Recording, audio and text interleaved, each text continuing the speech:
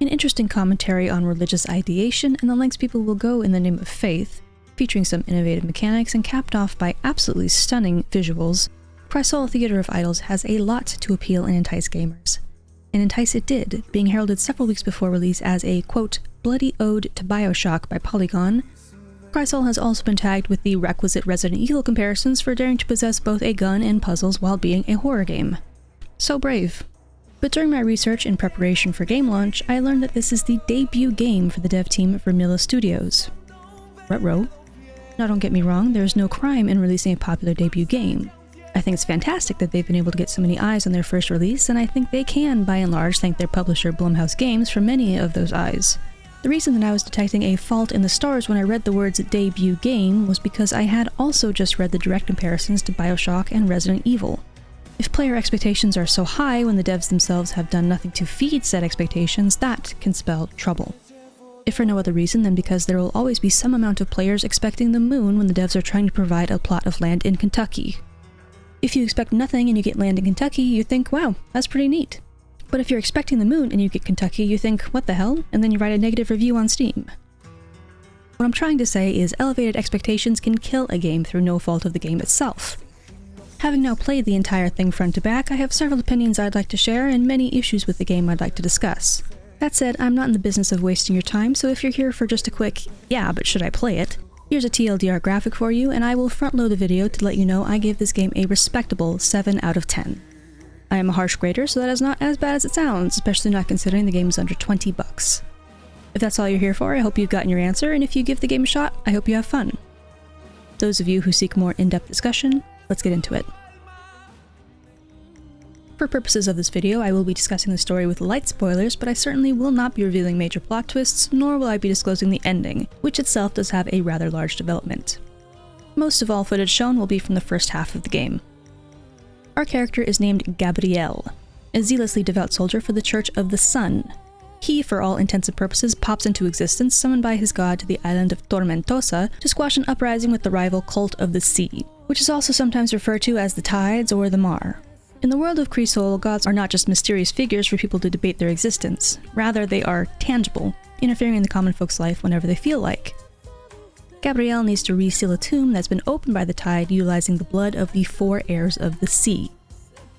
Blood is central to this game, both in story and in combat, as we'll get into later. Gabriel is imbued with power from the sun to utilize blood to gain knowledge, see memories, and forge key items. So the mission is to absorb the blood from the 4 heirs, blood forge the 4 ceremonial daggers, and seal the tomb. But with each heir, Gabriel gains information that makes him question his faith and in turn the foundation of his entire life. The story is a very slow burn.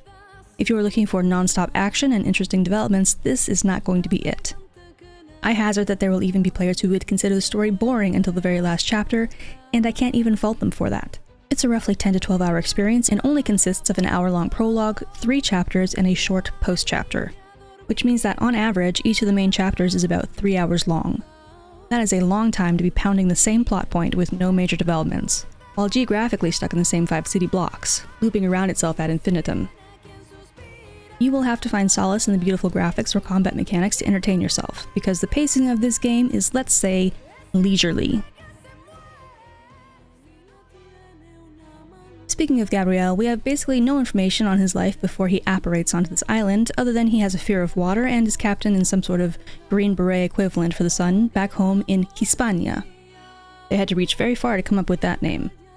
It is no secret that this game is heavily inspired by Spanish culture, from the enemies being inspired by Santos statues to the architecture to, well, all signage being in Spanish. The devs are from Spain, and they have poured their love of Spain into every inch of this game. One thing that most disrupted me from my Spain immersion experience was the dialogue. Despite being a single soldier behind enemy lines, Gabriel does meet up with other worshippers of the sun. And from the first interaction, it had me floundering to reconfigure my understanding of the setting. What year is it? Or is Gabriel a man removed from time? Because he acts completely different from these people. Our main supporting character is this irreverent lady with the nightmare fuel eyes named Mediodía, which does in fact translate to middle of the day, aka Noon. Her name is Noon, although maybe if you worship the sun, it's an honor to be called Noon. Who knows? Her cheeky, impertinent, almost teenage girl-like personality is nearly grating in comparison to Gabriel's stoicism, but it's not just her. Most everyone acts more similar to Mediodía than Gabrielle, trying to lure their partner away from their task for a quickie rather than dramatically devoting every last breath in their body to their cause. Maybe Gabrielle is just a stick in the mud, or maybe he's significantly older. My other gripe with the dialogue is accents. While I understand I'm playing on English voice acting, there are so many different accents in this game for no discernible reason. Some sound American, majority sound English, a couple have a deep-fried southern accent, and all of them make sure to pull out a little suavemente when they need to say a Spanish word. Who sent you? Answer me, or else my name is Lorenzo Hierro, I'll blow your brains out! It's even more puzzling because there are people in the game who do have a Spanish accent. Notably, Gabrielle and our arch-rival, Padre Arroyo. It was more disruptive to me than I expected, and honestly, if you can swing it, I may recommend playing with Spanish voice acting to avoid it entirely. The last person I want to mention in this section is our stalker enemy, Dolores. She is a highly dedicated enemy of the sun for, let's say, valid reasons. I support women's rights and wrongs. While I don't appreciate her trying to kill my character, she does have good arguments. What she doesn't have is a threatening presence while following me around. Dolores in practice has to be the most vapid, half-baked stalker enemy with a blasé AI who will watch me crouch walk under a single plank of wood and waggle her fist in the air, proclaiming, "You've escaped me this time," only to stand in place indefinitely, forgetting to restart her patrol path. Things get more interesting for Dolores in the back third of the game, but this stalking segment, not very great work. The combat is the main selling point of this game. If you know nothing else about this game, you probably know about the blood gun mechanic. There is no ammo in this game. All of Gabrielle's weapons are reloaded with the lifeblood from his veins. This introduces a potentially interesting decision point for the player. Can they afford to continue on in a combat encounter knowing that any additional ammo they may need will pull from their health pool, or is it time to disengage and find some additional items? By the end of the game, Gabrielle will have an arsenal of 5 weapons and a knife, and I was always interested to see the different reloading animations every time I picked up a new weapon.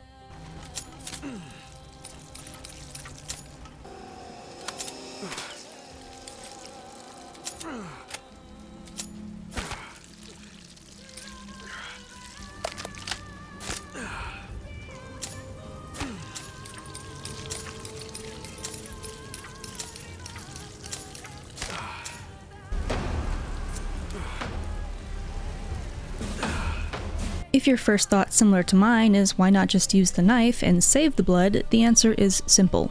The knife is basically useless. At its base durability, it can hit only 3 times or so before it is broken and requires a gas can to sharpen it at the motorcycle whetstone. Enemies roam in packs, so the knife stays sheathed, barring emergency parry situations. If it seems like Gabrielle should be exsanguinated before the day is through, remember that he has the ability to absorb others' blood. And there are lots of farm animals around. Recycle chicken corpses into bullets. It reduces carbon footprint. Last thing I will say about the combat, it never changes.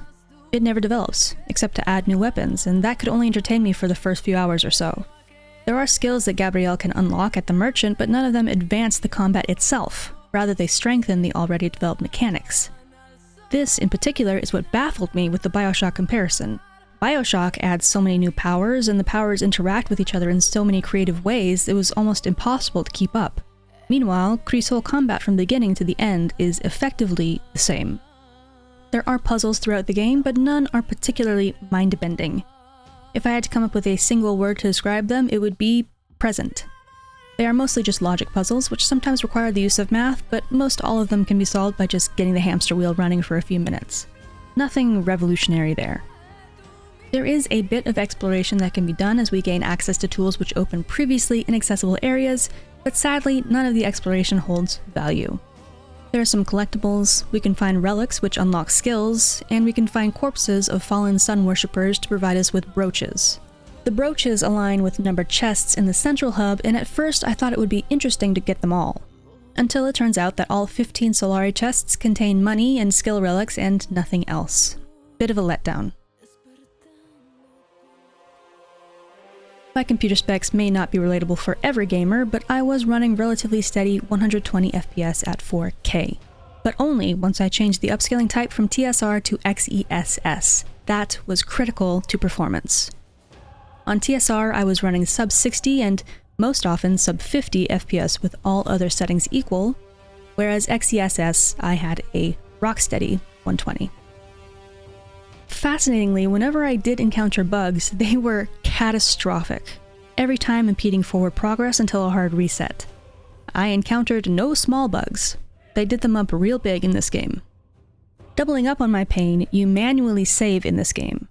There is an autosave feature, but it does not keep up very well, sometimes being 15 or 20 minutes behind my progress, so bugs did cause me quite a bit of trouble. The bugs I had included, but were not limited to, input lag to the point of Gabrielle moving without my consent for up to 5 seconds after I released a button, my entire computer freezing, then coming back, but the game had no audio, getting grabbed during this wheel turn, causing the input prompt to remain on the screen and preventing any other input actions, reloading a checkpoint in the fair area after unlocking all of the prizes, allowing me to unlock the empty cases again, and the game being stuck in a logic loop trying to grab an item that no longer exists, and freezing my game. If you are familiar with my channel, this is not my quote-unquote normal type of content.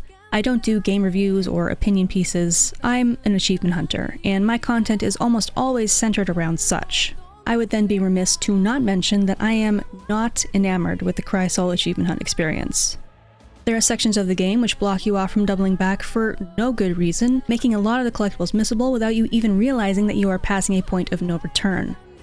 On top of that, there's an achievement for finishing the entire game in under 3 hours, and I honestly am questioning how I would be able to do that. I understand I explored a lot in my blind playthrough, but being expected to cut 13.5 hours down to 3 has me leery. Still, my first playthrough netted me 18 of the 28 achievements, so I'm certain I will be going back in shortly to clean it up.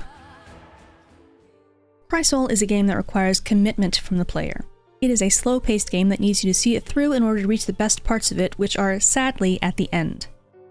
While I find the blood combat mechanic innovative, and it was interesting at the start, I do wish that the devs had been able to go somewhere else with it by the time we reached the end of the game. The stalker mechanic is genuinely poorly implemented, and the dialogue is stilted, awkward. But all of that is just the rough, and though I probably seem incredibly brutal on this game, I didn't dislike it.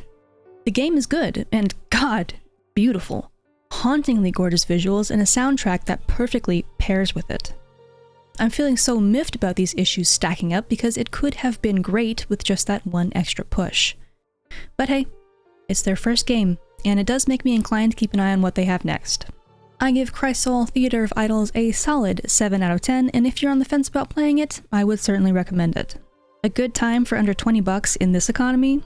I'll take that any day. Thanks for making it to the end of the video. Shout out to my channel members, and I'll catch you all on the flip side.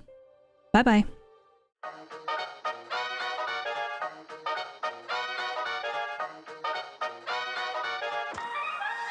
You